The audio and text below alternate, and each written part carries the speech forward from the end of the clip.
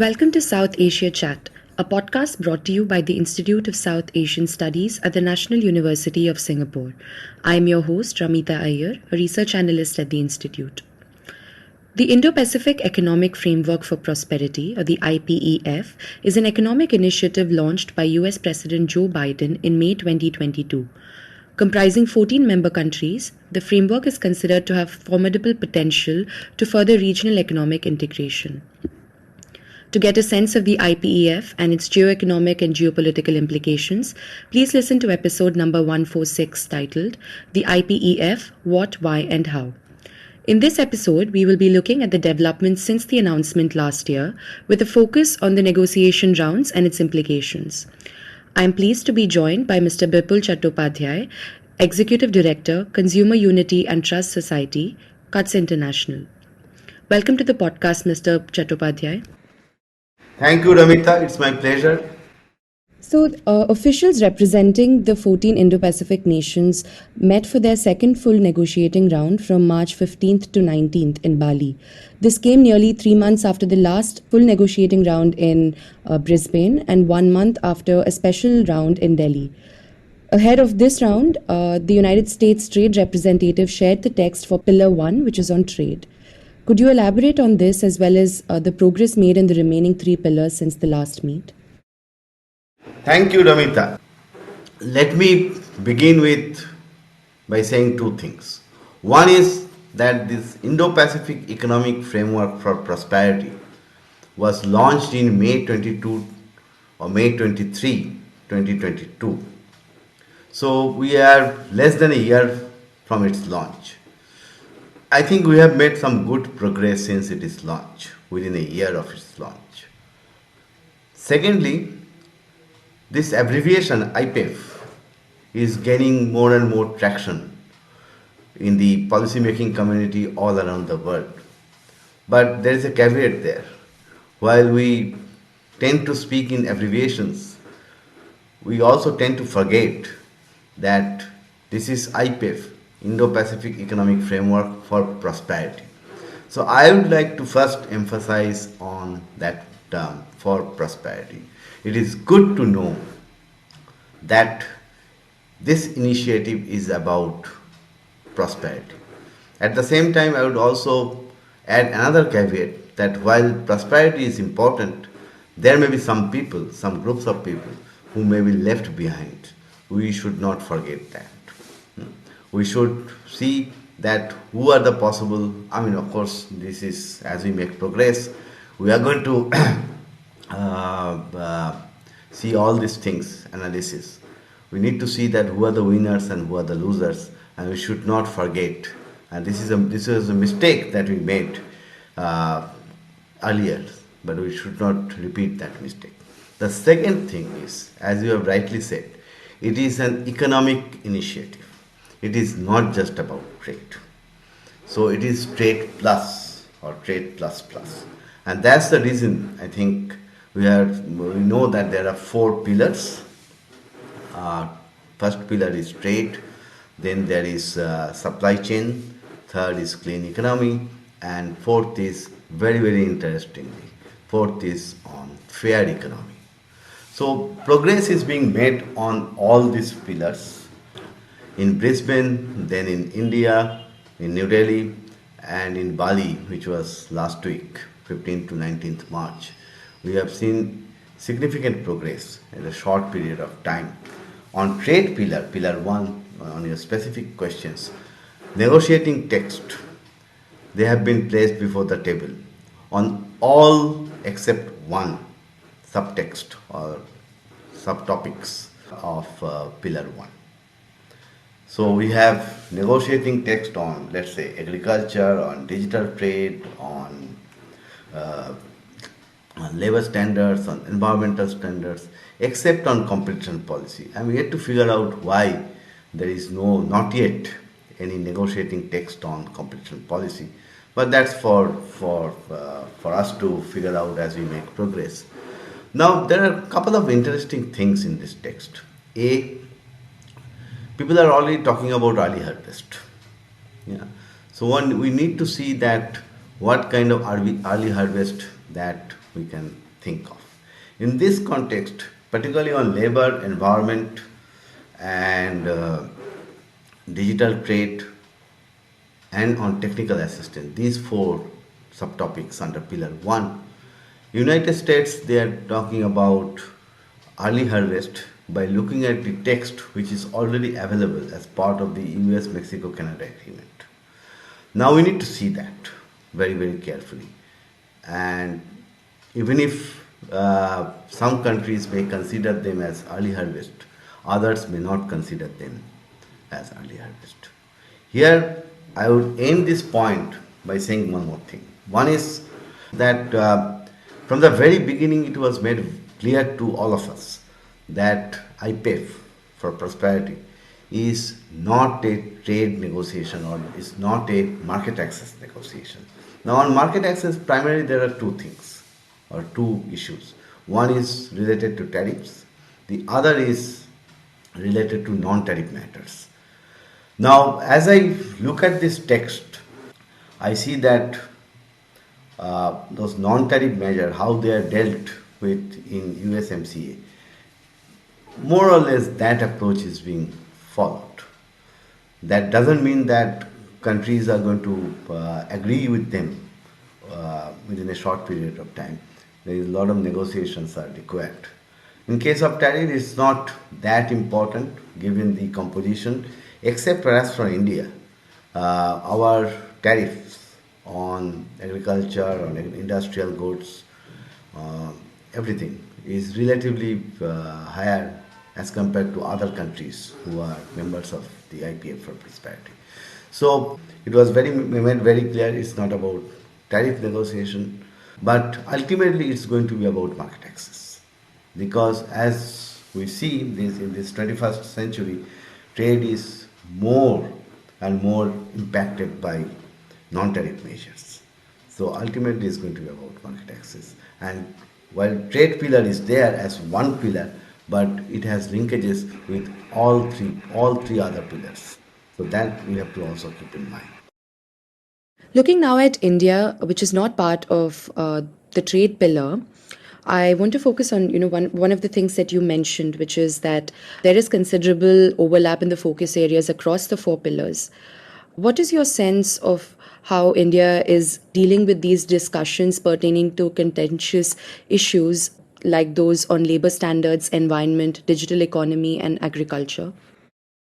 See, India is an observer in the trade pillar. So India knows what is being discussed under that pillar. Now, if not all this, but some of these issues are contentious from India's point of view. For example, labor standards or environmental standards, these are contentious issues. It is not to say that India or Indian government they are not aware of these standards or they are not in favor of these standards. That is not the issue. I'll tell you there is a simple reason for why I'm saying this. The simple reason is that India is a signatory to many of these conventions. I'm talking about ILO conventions. India is also a signatory to the Paris Agreement. India is also a signatory to the United Nations Sustainable Development Goals, our commitments there. And if I look at labor and environmental standards in particular, there is significant overlap between what they are in trade negotiations and what they are in other platforms, including on sustainable development goals. So we are opposing them in trade negotiations for the simple reason that we are not in favor of imposing sanctions or receiving sanctions as against perhaps not adhering to those standards. So I was looking at the text of the labor standards and environmental standards. Digital trade and agriculture, they are different ballgame. I will come to that. But when I see the text of labor and environmental standards, it is not that India is not doing them. India is already doing them.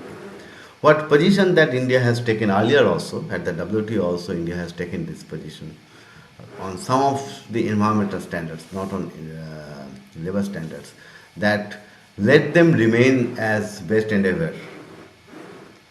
type of initiatives, and let there be a positive agenda, not sanction based agenda, for us to gradually improve our standards over time.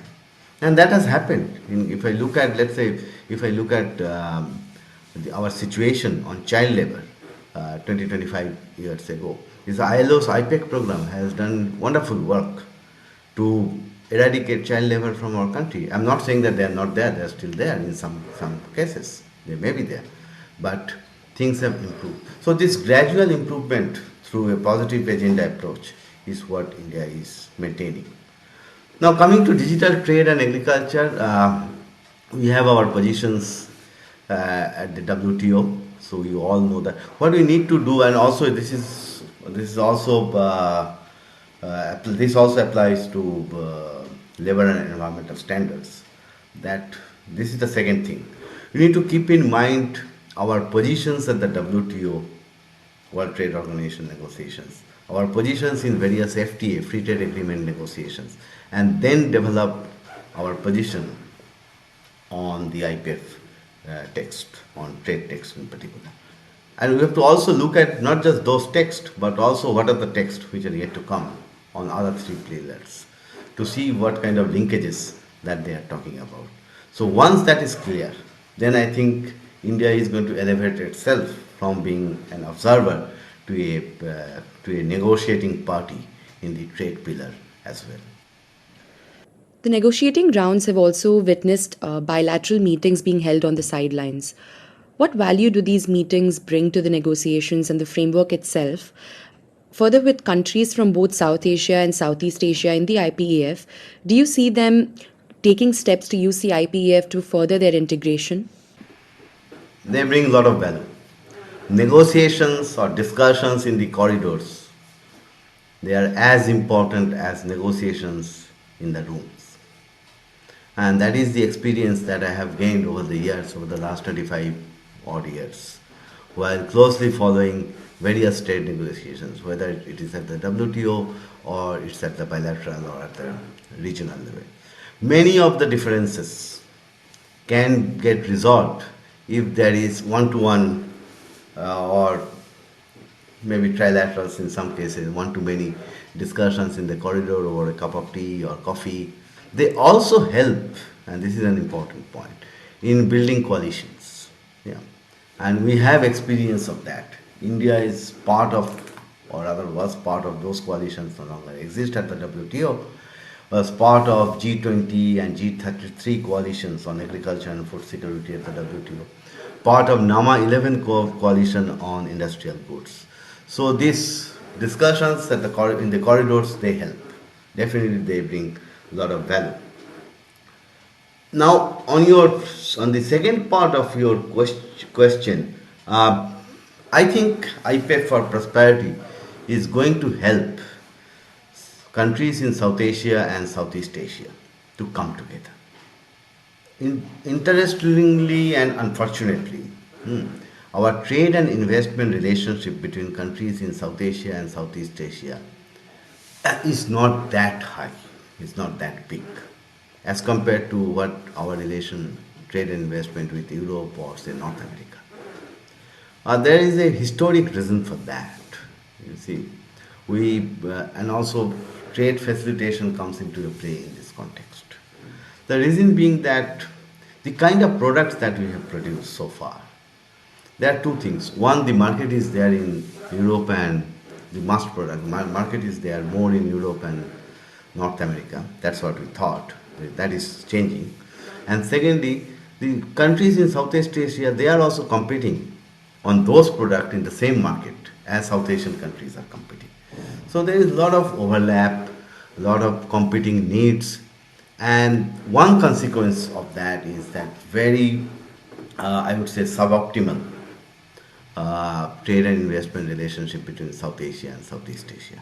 In this context, let me also tell you one particular nuance that I think it's time to look at our geography much more carefully.